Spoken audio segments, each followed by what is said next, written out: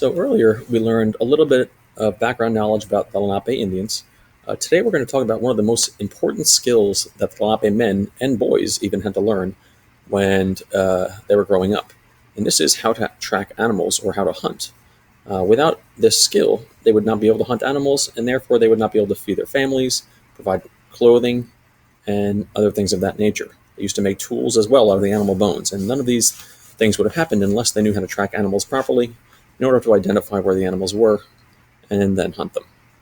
So tracking is reading the landscape to locate animals. As you look across the landscape, you will notice little islands where many herbivores or plant eaters will be found. These are the areas where there is most food and shelter. Once you find the islands, you will find the herbivores.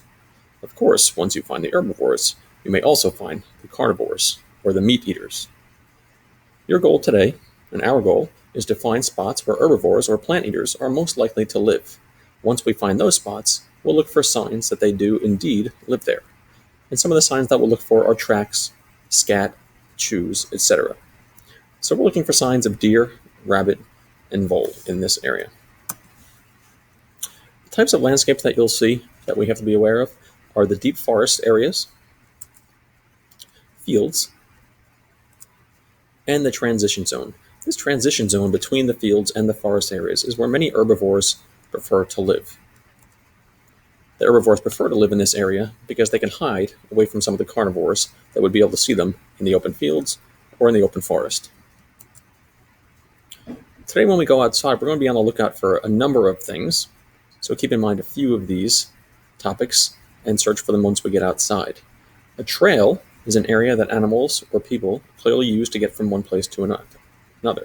The ground is bare or almost bare most of the year. A run is a place where animals have traveled a few times. You have to look very closely to find a run.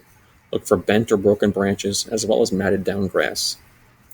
A bed is an animal's sleeping place. It is usually in the thickest area of the brush or vegetation, so that it is well hidden from the predators. A lay is a temporary place for an animal to rest. It is less matted than a bed. You may have to look very, very closely to find a lay. A rub is a spot that an animal rubbed up against. For example, a deer might rub its antlers against the side of a tree. You'll notice an example of that off to the right here. You can see that there's some scraping along the bark of this tree. You can tell that possibly a deer is nearby. The hair of an animal might get snagged on a branch or bark of a tree as it walks by, so hair is something also that you can look out for, although that would be a bit more difficult to find. A rabbit chew is a plant that has been bitten off by a rabbit. It is cut at a 45-degree angle. The chewed part will come to a point.